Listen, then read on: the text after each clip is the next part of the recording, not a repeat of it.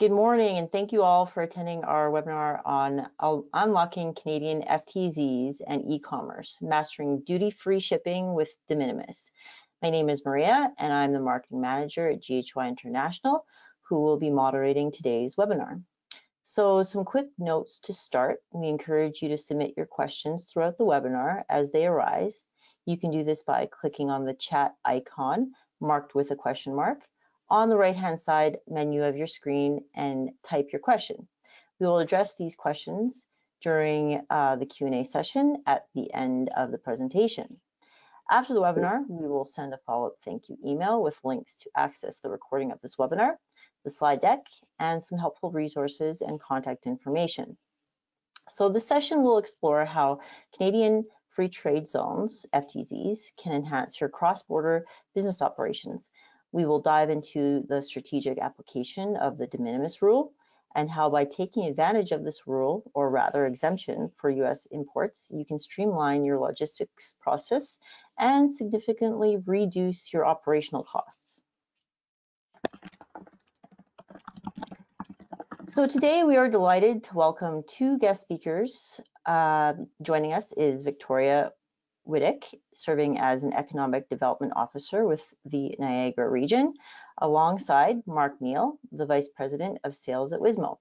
Additionally, we have our very own Matt West, Director of Market Development, who will be providing his expertise from within our organization.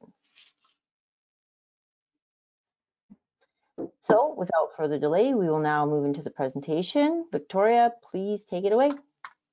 Thank you, Maria, and thanks for the introduction. Welcome everybody to the webinar. I'm happy to be here and speak about Niagara region, the region which I represent. If we can go to the next slide, Maria, that'd be great. So I work as an economic development officer. Part of my role is representing Niagara region and attracting business to our region for employment opportunities and investment opportunities that help our region flourish and our economy grow. So Niagara region is made up of 12 municipalities. Our population is approaching about 500,000 at the moment and continuously growing, as we are one of the fastest growing areas in Ontario. Our labor force as well has seen significant growth, with approximately 230,000 labor force within our boundaries. The economics of our region are, as you would have seen below there, nominal GDP of 18.3 billion. Trade is a big component of our economy, which is why I'm excited to speak to all the participants today and answer any questions that might follow. And our business numbers also, over 13,000 businesses have chosen to locate their operations here in Niagara. So with my role as an economic development officer, I get to speak with a number of business professionals, individuals who are looking to expand their businesses or grow their businesses into new markets and have an idea of potentially locating to Niagara. This slide here highlights some of the benefits of locating to Niagara, which I'll get into in a little bit more detail. Mainly, we like to highlight our strategic location, the foreign trade zone as well, which we are designated as, cost competitive environment for businesses, labor force, our research and post-secondary institutions, and also our great one-of-a-kind lifestyle and work-life balance.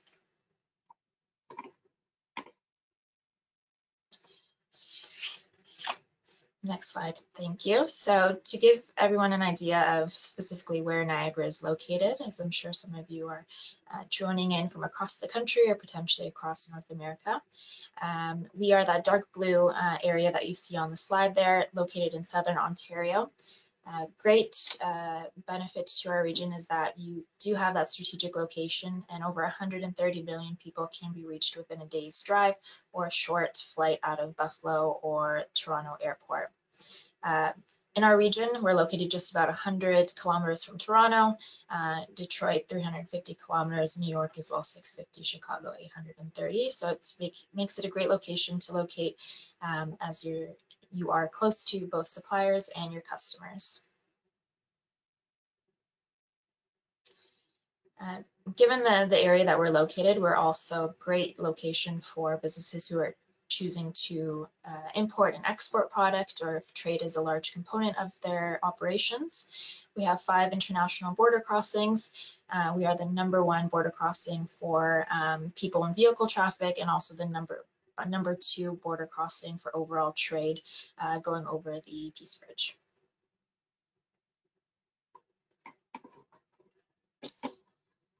So we are designated as a foreign trade zone in Niagara because of our economic profile. Manufacturers export a large number of their products, as well as wholesale trades. Transportation and warehousing is a big component of our economy, and construction exports have reached 27 million in the past, and agriculture is also growing with 108 million in exports. So we'll go to the next slide, thank you. So to define the foreign trade zone, it's a specific designation that offers companies that locate within our boundaries with access to import and export support teams in our office with the region, but also across CBSA, CRA agencies, and others. There's a number of programs available for businesses, mainly in duty and tax exemptions and referrals. And we have great industry partners who work to enhance the export capabilities and import capabilities of our businesses. So our trade corridor plays a critical role in overall Canada's economy. Niagara is the center of the largest and busiest economic trade corridor in Canada, and over $100 billion in trade passes through the Canadian-American borders every year, crossing right through Niagara. Just a few more stats to piggyback off that fact. 1 in 6 of all trucks crossing between the US and Canada come through Niagara's borders. 78% of all goods that are transported on the Great Lakes Seaway system pass through Niagara on our Welland Canal.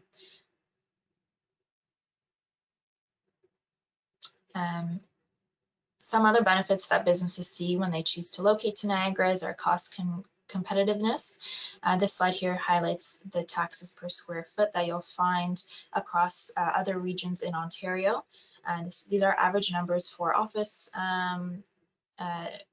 rental rates, industrial and rental rates as well.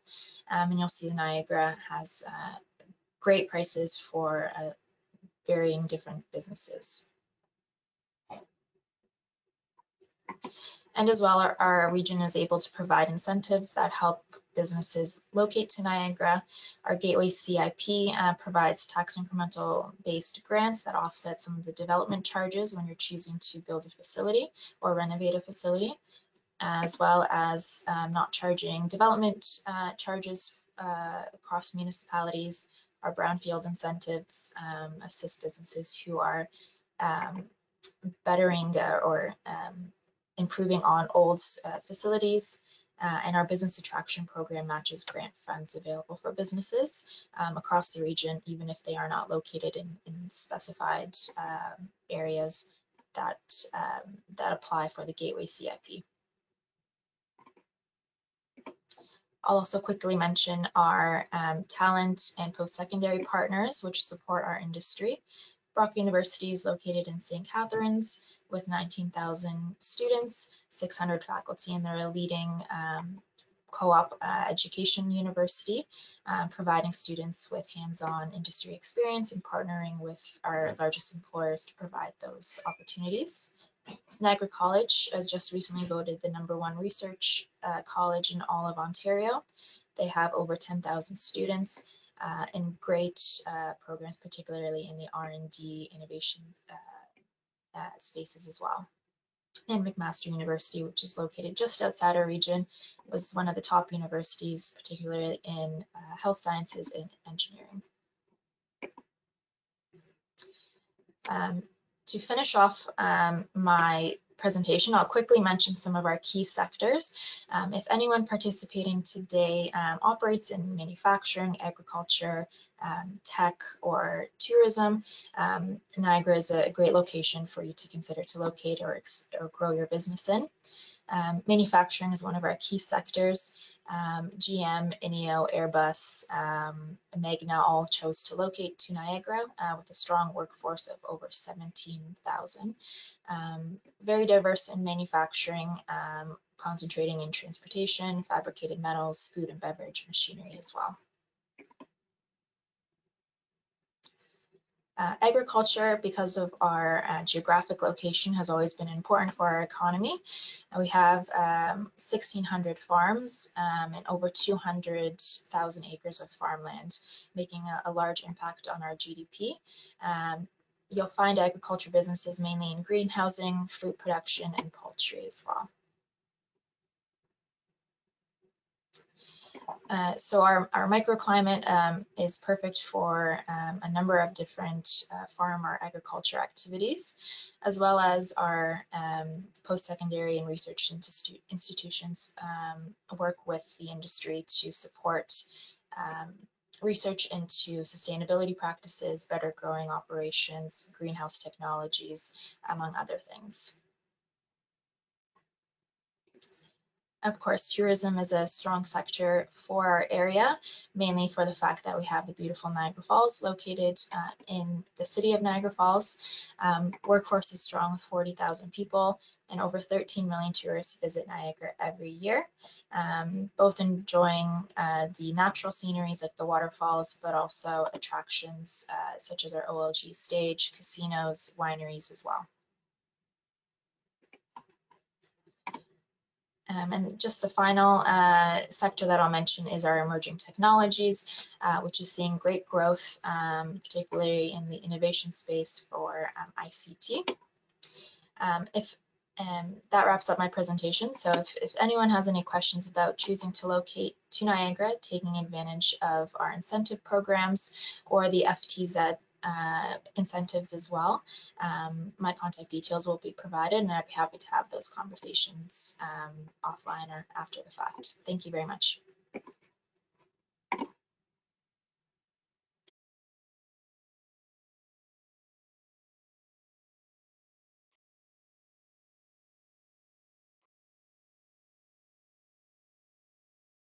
Thank you, Veronica. I'm fortunate enough to live in the Niagara region, and I've been here for a few years now, and I can't say enough wonderful things about the region. And I've seen firsthand, the volume of trucks crossing at the border points there, and how integral it is to an operation like this. I think we'll maybe start with the end in mind in looking at what de minimis is and work backwards from there. To better understand what FTZ could do for your organization and what that opportunity looks like. So de minimis is at the top of the news. I think in 2018, we really saw trade take headline news, and that was the 301 tariffs, the Chinese trade war tariffs with the United States. If we go back to 2016, that is when de minimis changed. But we can really see de minimis starting to hit headline news again today. A lot of that is outside of what we're talking about today. Would be, direct air shipments from Asia, China into the United States. That seems to be grabbing where everybody's attention is. But there's certainly a lot of talk around de minimis and Section 321 and anything less than $800 in value. This isn't anything new. It does seem to hit a bit more of a sales cycle, and what we're seeing is consistent articles from Wall Street Journal, Forbes, seeing, big players get their name out in talking about this to really look at, I guess, Temu and Shein and seeing what's happening in the growth there. But, this is a model that's existed for a while. So let's unpack and understand what is de minimis. So de minimis is a Latin expression. It pertains to minimal things. It's the small things that happen that shouldn't necessarily be cared about. But I think in the language of customs, it's synonymous with e-commerce. you know, it's the importation of goods that are free of duty and tax. It's the high volume, small value segment of shipments that are coming into countries every single day. So de minimis is the threshold, the number that an individual or an organization can import something duty-free. It's really, Amazon changed this game forever with next day shipping, having borders and transportation pieces involved. It adds a more complex supply chain, but de minimis is the opportunity that has been created through regulatory change. And I think into our next slide here, we'll start to unpack how we got here. And I guess, sorry, first we'll look at, you know, in the United States, there is the highest threshold of de minimis, one of the highest thresholds of de minimis around the world. So comparatively, if we look at Canada, which has sort of a multi-tiered de minimis level in $20 or $40, and then some tax exemptions up to $150 based on origin, it's nowhere near the $800 into the United States. So simply put, this means that an importer or a consumer can import one thing from one company or person per day. So that means you could purchase something from multiple companies, as long as they're coming from different sources, into you once a day. I can't order from company A twice in one day and break my order from $1,600 down into two less than $800 orders. I would need to do that over multiple days. So one shipment to one person or business per day under $800. Essentially, that is de minimis into the United States. And this is where I was going into the history. You know, in 2015, it was really the year that it all changed. So if we look back at what was happening at, well, there's two large centers in the United States where most de minimis packages are coming in, and that's in New York and Los Angeles. We're looking, you know, in the range of 1 million packages per day in 2015. Introducing 2016, where the Trade Facilitation and Trade Enforcement Act, TIA, came into place, and that was essentially moving the de minimis value from 200 to 800. We can't forget the reason that de minimis moved from 200 to 800, and that was the cost of collecting duty and tax and fees on transactions outweighed the return. So we couldn't fast forward and see what was coming in the future. We didn't know a pandemic was hiding around the corner in 2020, which would ultimately, you know, catapult growth.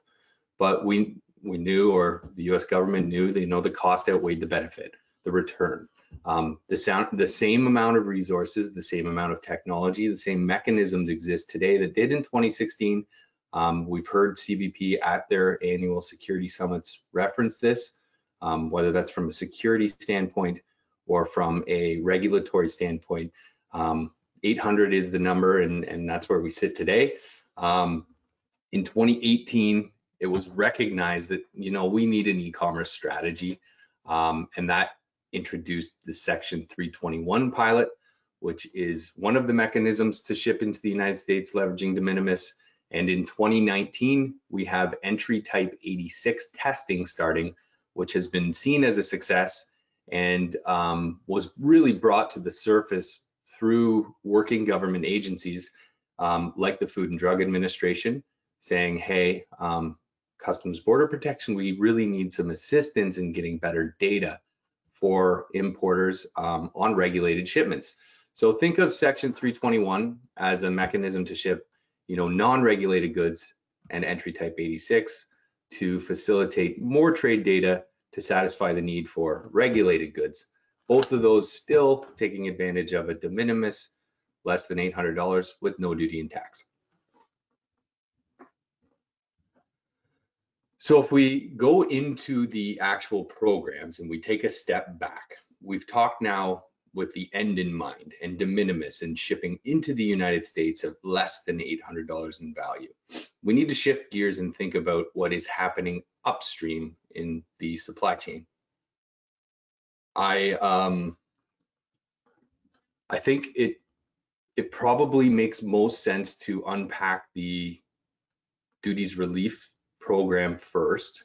and move into, sorry, I'll unpack the duty drawback program first and then move into the duties relief program. So the duty drawback program is really a mechanism if you import something into Canada and export it out of Canada into another country where you're paying duty, like the United States, or not paying duty, you are essentially able to recover that duty amount. So if we're, bringing a product in, paying 18% duty, exporting it out of the country, it's no longer in the commerce of Canada, you're eligible to return that duty. The duties relief program, on the other hand, is really only applicable once you've filed the drawback and shown proof of import and export, and say to Canada Customs, hey, I have a history of importing something and exporting something. May I apply for a relief program so that when I export it, I don't have to go back and draw back on my duty, which improves my cash flow. There's some more complications, and we'll get into the details next on what that looks like. But essentially, that's how the relief program works in tandem with, proof of previous drawback and previous import. A customs bonded warehouse is the third mechanism within the duty deferral programs, which is essentially, a bonded facility, really a place that is not considered within the commerce of Canada. So you're importing it into Canada and you're into, we'll call it a safe place that hasn't, hit the market, and essentially your product sits in a customs bonded warehouse until it is released into the economy or exported out of the country. So those three different solutions are ways to mitigate duty or recover duty when shipments are essentially exported. The second two programs are GST and tax relief. So in Canada, we when we import commercial goods, the majority of commercial goods are required to remit GST. This is a flow-through end user tax that ultimately gets passed through or claimed on an input tax credit. But in many situations, there could be something being imported to be further manufactured and then re-exported, which would be the Exporters of Processing Services program. So you have a refinishing company, they're importing products, refinishing the products, and then exporting them. That would qualify to be part of an EOPS program where you're relieving yourself of remitting any GST at the time of importation in advance of the work being done and proof of export being provided. The second of the tax relief programs is the Export Distribution Center program, which is essentially a program that is for anybody whose majority of their exports. So let's dig deeper on these programs. The drawback program. This is getting your duty back. The goods must remain in your same condition. They must be used in the manufacturing process. There's an application process to this. Typically, this works on a contingency rate. So you're working with a consultant or a company like GHY to say, hey, I've imported this, exported this, or further manufactured it. Whatever that needs assessment may be, and unpack it with someone if you're not sure. The opportunity's likely there, but it's a mechanism for you to return the drawback. This doesn't happen quickly. This isn't import your goods and tomorrow you get your duty back. This is a program that gets established. We've got clients who are importing and doing this on an annual basis where they're drawing back some stuff. We get it down to the monthly if the dollars make sense, but there's work involved with the drawback and the processes that go into it. You really need to make sure that you're confident in your submission before filing a drawback. You certainly don't want to make assumptions within this process. You need to have dotted your I's and crossed your T's and really understand, the regulatory pieces to filing a drawback. But it's best to really explore and understand what may be available to you from a drawback perspective. With the relief program, the most important piece to understanding relief is proof that you've done this before, proof of an import, proof of an export, and a drawback, a filing of a drawback. We've built a very fluid system where you can essentially file your drawback and apply for your duties relief program at the same time. Whether you're an established importer or a new Canadian importer, you can really knock off all three. So bringing in your first shipment, filing a drawback on that shipment, and submitting the duty deferral application, or sorry, duties relief program application all at once is a very seamless way to set yourself up into the process. The end of the presentation, we're really going to run through a case study to make this feel real, but this step is integral for many to move into the next phase of the rinse and repeat to the program.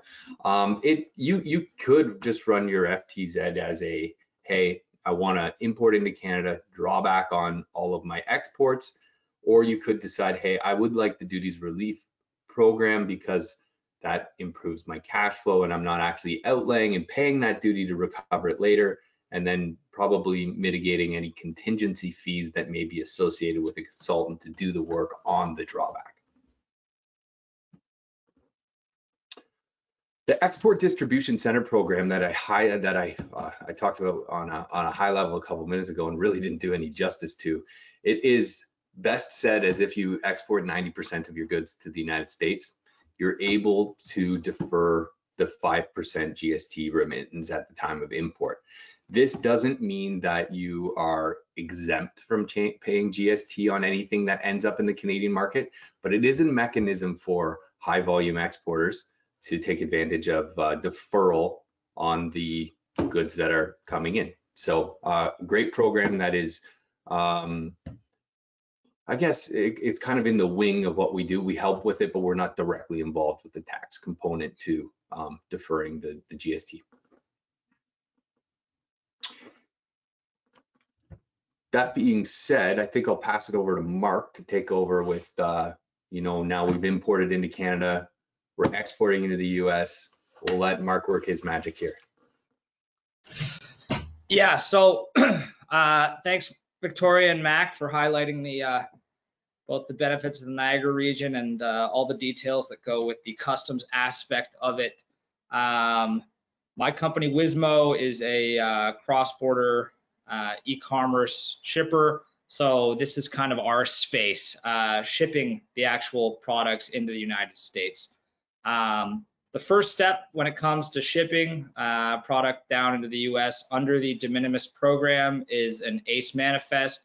This is, or e-manifest, as it's often called. This is an automated commercial environment manifest that the CBP created to facilitate the flow of goods from Canada into the United States.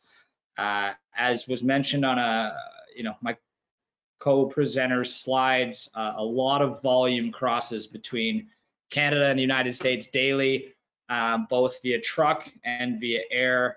So they need a quick way to get those products moving into the country. The goal of the express goal of the CBP, Customs and Border Patrol in the United States, is to facilitate trade between our countries and keep the United States citizens safe. The ACE manifest really supports making sure that that's a quick and easy process. The requirements of the ACE manifest are not too stringent. You're looking at consignee name, you're looking at value of goods, a description, and where it's coming from, and then you're moving goods across the border. So no heavy lifting on that front to ensure that you can create an ACE manifest. Once you've created that ACE manifest, there's generally two ways that you're crossing goods into the United States. Under Section 321, which Mac touched on, that de minimis value of $800 USD, grabbing those details around the consignee that I mentioned earlier, as well as values. And then more recently, the Type 86, the entry Type 86, which is your regulated goods crossing. We're looking at food, we're looking at things that fall under the FDA. So the Customs and Border Patrol requires some additional details to create an entry Type 86.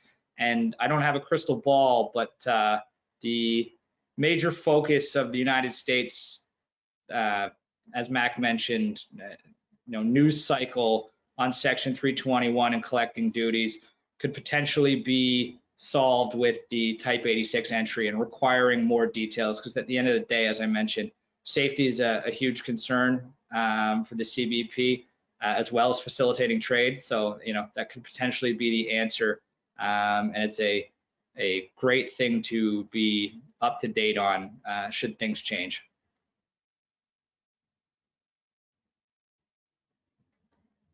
All right, so running into the Section 321 versus Type 86 in some greater detail. So Section 321 allows for duty-free shipments valued at under $800 USD per day per consignee. There's a lot of people who try and send split their packages up into two $800 orders if it's a $1,600 order. That does not work. The CBP is very aware when customers try and make that happen. It's very important to stay compliant so that you continue to utilize the program. The not requiring a formal entry paperwork is kind of the key component here. So the ACE manifest and the Section 321 shipments flow not necessarily from a broker into the CBP, but from anybody who has access to the e-manifesting system. And this is applicable to goods entering the US from any country. Our focus here is obviously on crossing goods through the Niagara region into the United States.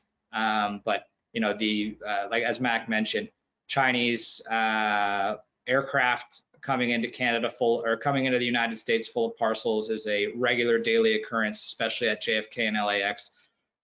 The entry Type 86 is a type of customs entry for shipments under the de minimis value of $800 USD, just like Section 321. But this is actually a formal entry for low value shipments. So this does require utilizing a broker partner, and it does also give you, it gives the CBP, as I mentioned, a lot more data collection and added safety for making sure that they know exactly where these products are coming from, because generally you're working with a government agency who's requiring that these goods are regulated in some fashion. Now the key difference is, as I mentioned earlier, Type 86 much more detailed, and it's a much more detailed documentation compared to Section 321. And Type 86 is, as I mentioned again, better suited for goods needing to meet specific regulatory checks. Think anything that might fall under the FDA. Surprising, and that's surprising. There's often cases where food production equipment falls under the FDA, not just food or food ingredients. Section 321 is a very quick processing and lower cost due to fewer requirements, but Type 86 again is potentially something that we're going to see a lot more of in the coming year as the United States focuses on safety at the border and not just, waving trucks through as fast as they can to facilitate trade. All right, we've got a case study on t-shirts. Mac, you want to hop back in? Yeah, thanks, Mark. You can stay on with me. Like, we're going to run through this together and pass it back and forth here. I think the only way to really conceptualize this is to see how it could work live. So the first couple slides here are just table setters. So we're going to look in a case study of t-shirts. It's super simple. It's a common 321 opportunity. Really, at the end of the day, this is the harmonized schedule, right? This is the tariff classification. So descriptions drive tariff drives duty rates. You can see in this breakdown, there's 7.5% 301 tariff on a general 16.5. So we've got a total of 24% duty on this transaction if you're importing a t-shirt from China into the United States. Into Canada, into the next slide, into Canada, the same t-shirt would be 18%. So immediately, regardless of any mechanisms, you're looking at a 6% variance on the tariff. If we keep moving into the slides, the purpose I show the two tariffs is really just to paint a picture. It's starting, right away, there's savings there. But let's look at this through the lens of the programs that we just worked through. So we're an importer of t-shirts from China. We're selling into the US marketplace. Say we bring in $25,000 of t-shirts into the US, we're paying $6,000 in duty. The equivalent in Canada would be $4,500. So in our old model, we're shipping direct from China into the United States, paying $6,000 in duty and fulfilling those directly to customers. In our new model, we're going to bring those t-shirts through Canada, pay $4,500 in Canadian duty, and ultimately draw that back, file our deferral application, and ultimately move into a deferral model and fulfill them through Section 321. Mark's going to carry them down. They're going to deliver through Niagara, very seamless into where the population is, and we're flying along. That is at the high level of where we're going through the program.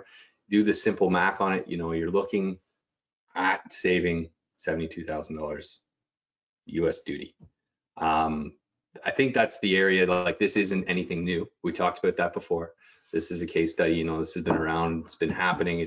You're seeing more and more people talking about it. You're seeing more solutions or ideas within different government agencies on how it can be harnessed. But let's go into the steps, the actual details. So step one in our new model, import the product into Canada. What do we need? We need a customs broker. Maybe we need a business number if we've never done this before. Resident or non-resident Canadian companies are eligible for importing into Canada. This is the remittance of duties and tax. The first importation, maybe we've got historical transactions as well, but we'll call this the first of our new, and we're importing. What do we need to care about to import into Canada? And then just quickly, that 101 import into Canada, we've got to care about our tariff, our description of goods. How good is that? What is the tariff we're using? Is that duty rate accurate? What's the value? What do we pay for it? Is the freight included? Are there any deductions? Is there anything to add? And then finally, origin. Where is it coming from? The guy on the corner of the street holding the sign, the country it's shipped from is not your country of origin. Let's unpack the TVO. Those are the big three that we really care about when it comes to customs. And ultimately, out of getting all that compliant information to Canada Customs, we're going to receive a B3. I almost said CAD, but something stopped me from saying that because CARM's on hold. But essentially, that B3 is your ticket to the customs entry. It's the accounting piece to, hey, I've imported something. You can then send those goods on to your Canadian customers. You've paid the duties and tax, they can move forward. So we've got that first import, the goods are in Canada. All right, next piece, we're fulfilling our US orders from Canada. As Mac mentioned, there's a reason that the Niagara region specifically and this border is so busy. As you can see here on this map, this is a heat map of the United States population in your lower left. So accessing that much of the population, and if you tie together that map on our right, which is your basic postal and courier zones from the Niagara region, utilizing your standard carriers like your USPS, your UPS, your FedEx, that's what you're seeing, your lowest cost, fastest time in transit. So it makes for there's a very compelling argument to accessing the United States from Canada with the piece Mac talked about earlier, the $72,000 in savings just on the duty side, and then having access, seemingly, as you can see here, almost fairly centrally to that US population. So you're seeing fast delivery times, which people are looking for, and you're shipping from an established economy. There is a similar program that runs from California to Mexico, and as you can see, if you look down in the bottom corner of the United States, you're not hitting that much of the population that quickly. And if you were to flip that heat map, if you were to flip the postal zones map, you'd get your furthest postal zones being the vast majority of the United States population.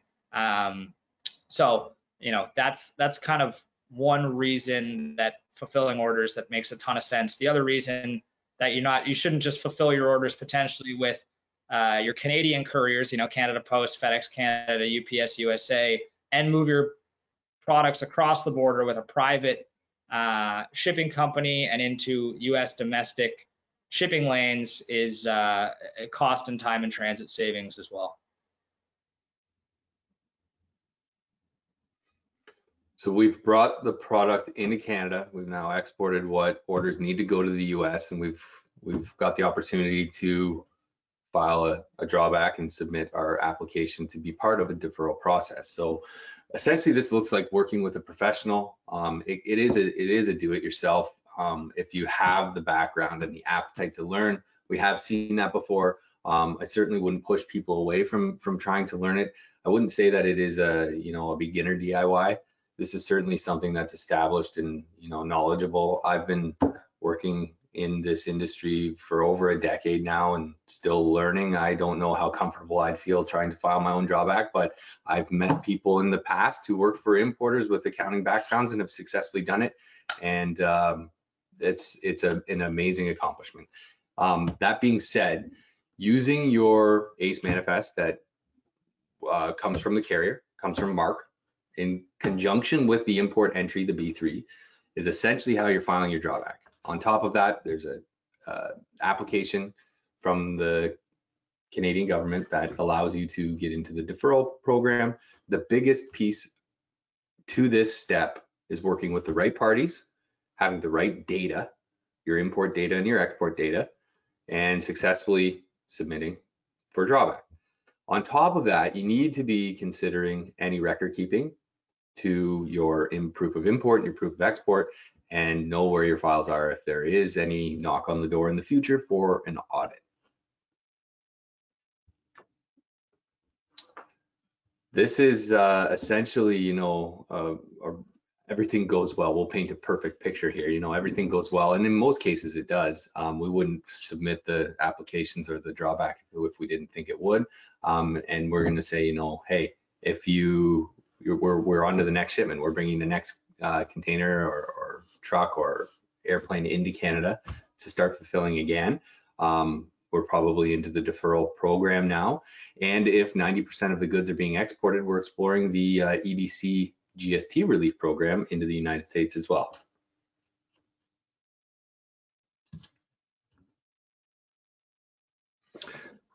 I think we're rinse and repeat. The consideration here, once we've got these programs up and flowing, is how are we managing the Canadian sales? So online sales happen across all borders. We are managing, distribution out of Canada at this point. How are we diverting those Canadian sales to make sure that there is record for Canada Customs to say, okay, I'm in the deferral program now and I've imported a container. How do I take, I have 1,000 t-shirts. How do I take 200 of those t-shirts out and put them into the Canadian market? There, in technical terms, it's called a Canadian diversion. It's essentially an import entry to say, hey, I'm pulling these out of my inventory that is deferred and pushing it into the Canadian market. Here is my customs entry. So that's one piece that we can help you with when it comes to the rinse and repeat model of the FTZ program. Mark, you want to run us through? Here's the recap. Yeah, I think it's pretty straightforward. As Mac had mentioned, you import into Canada, you fulfill your US orders from Canada, you utilize a strong and compliant partner to move your product down into the United States, into US domestic shipping lanes, you file your drawback or eventually submit your deferral application. And another huge advantage that Mac recently touched on, you have full access to the Canadian market from Canada, so you don't deal with those pesky 20, 40, 150 duty, tax, and tariffs on the Canadian front. And then rinse and repeat. It's a program that works today. It's working for hundreds of shippers, potentially thousands of shippers that are enterprise-sized customers, moving volume from Canada down into the United States on a daily basis. Hundreds of trucks a day. So this is nothing new. And as Mac mentioned, it's not necessarily something that we see changing so drastically that it would upset the apple cart. Yeah, I think that's it in a nutshell. We wanted to leave lots of time for questions. I think there's probably quite a few out there. So Victoria can join us again, and Maria will moderate some questions for us as they come in. Thank you. For sure. Thanks, everyone. So, of course, we'll now move into our Q&A session. And to reiterate, you can submit your questions by hitting that chat question mark icon on the right-hand side menu of your screen and start typing. So it looks like we've got a few that have come in already, and I will just go in order here. So we've got one from David. One shipment can have more than one item as long as the value is less than $800 US in total. Is this correct? Yep, 100%. Yeah, so you could have potentially hundreds of items in your shipment as long as the value of goods is below $800 total. Recently, some people, there has been a recent crackdown on cross-border Amazon FBA shipments, where historically people have shipped their packages to Amazon FBA warehouses fulfilled by Amazon. For anyone who's not familiar, and people were marking the value of goods at their cost of goods sold, basically what they purchased the goods for when they came over from China into Canada. So there has been kind of a step up recently from the CBP on cracking down on the value that you're rating those goods at. If you're going to sell something on an Amazon store for $50 once it enters the United States, you've got to have that $50 as your cost of goods. But otherwise, if you're truthful in your value of goods, as long as it's under $800, it could be tens, hundreds of items. Awesome. Thanks, Mark. Okay, we've got another one here. Can the drawback program be used for items imported from the USA and then sent back to the USA? In theory, yes. I'd love to unpack that a little bit more to understand if there's any free trade eligibility. Again, I referenced the guy standing on the corner holding the sign that said this country you ship from is not your country of origin. So I am aware that could be, outside of the US, but yes, you could export from the US, pay duty, drawback. Yes. Okay, thank you, Matt. Is there a time limit on applying for the drawback? Yes, there is. It goes back. I should have this on the top of my head, and I constantly get confused between the United States and Canada, but I believe it is 4 years. We will put that as part of our communication. Mark's nodding like, thank you. 4 years for Canada. Perfect, thank you. Okay, so we'll move down into the next one from Anne. Can I draw back Canadian duty on goods exported to the US, say via Section 321? 100%. That's kind of the whole program in a nutshell is utilizing the Section 321 program in tandem with the duty drawback program for an improved bottom line overall. Yeah, and I think just to punctuate that, the using the proof of export, the manifest from your carrier as the proof of export, is the mechanism in conjunction with your B3, the import entry, to prove. The drawback process has become more particular in marrying up. So you import blue shirt, black shirt, white shirt, you need to make sure that you're marrying back up to some common identifier to say whether it's a blue shirt, black shirt, white shirt. The specifics on it was much easier in the past. The specifics on the data itself to marry up that import and export transaction is important. Work with a pro to make sure that we're helping you understand your data on the import and export. For sure, thank you. Okay, we've got a specific case here from Victor. I have a case where I import from the Netherlands, EU, to Canada duty-free via CETA, but when I export into the US, we pay duty. Am I eligible for a drawback or relief program? So the initial transaction into Canada is duty-free. The export into the US is dutiable. Drawback typically happens when, you know, the product leaves the country where duty was paid, or you're paying duty twice. So this is the first time that product is entering the commerce of the United States. I'm assuming it's over $800 in value, or you could claim de minimis. It doesn't seem that there's an opportunity to recover that duty or defer that duty, because unless the product is leaving the United States, it's at its final destination, at which point there's duty required. So I don't know that I see a path forward for any type of recovery, but there or drawback, but there may be something there if we learn a little bit more about the supply chain and the values. For sure. Yeah, that's an interesting one. Okay, well, you know, we've got another one here that is a specific case as well. So we import materials from the US, produce using these materials in Canada, and then export the finished goods back into the US. Is there any remittance available in this situation? Is there any remittance? So essentially we're importing for further manufacturing and then exporting, right? Looks that way. Looks that way. Yeah, correct. Yeah, I think there's a couple programs that may apply. I think one of the tax exemption programs in EOPS is something to explore. All of the relief programs and deferral, like all 5 programs essentially, the bonded warehouse drawback, deferral, EOPS, and the EDC program for GST, they're all technical. A couple jump out at me here as opportunities. We would need to know more about, you know, how much is going in to the manufacturing process and what's happening to say, you know, yes or no.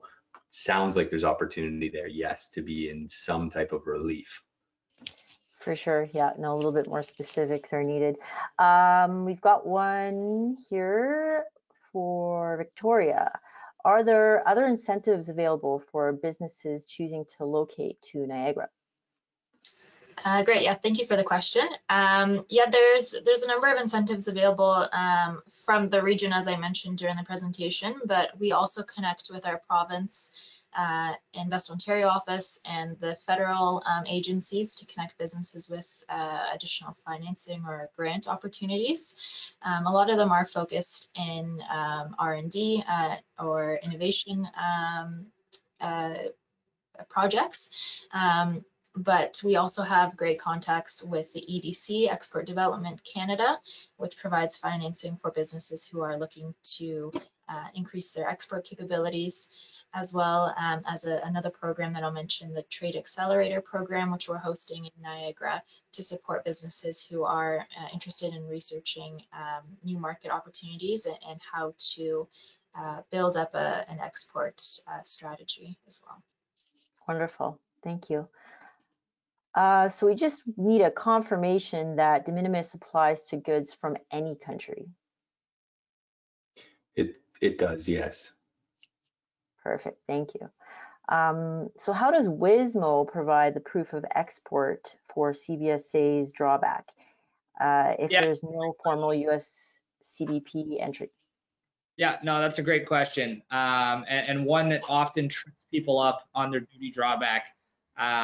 So when while it's not formal, there is still an informal clearance. So with that e-manifest that I mentioned earlier, that ACE manifest, we're submitting to the border all the orders that are coming across that day, and the CBP, Customs and Border Patrol, is showing us an entry and a release for each of those orders. Now, key component there, and why it's so important to work with a compliant carrier who who takes good care of your data, is that is the only proof that you're able to show the CBSA that your goods left the border. If you show them, or that your goods crossed the border, if you show them a tracking number from Canada Post or a tracking number for the USPS and say, I promise that this came from Canada, that's not going to cut it. You need to show them that general entry and general release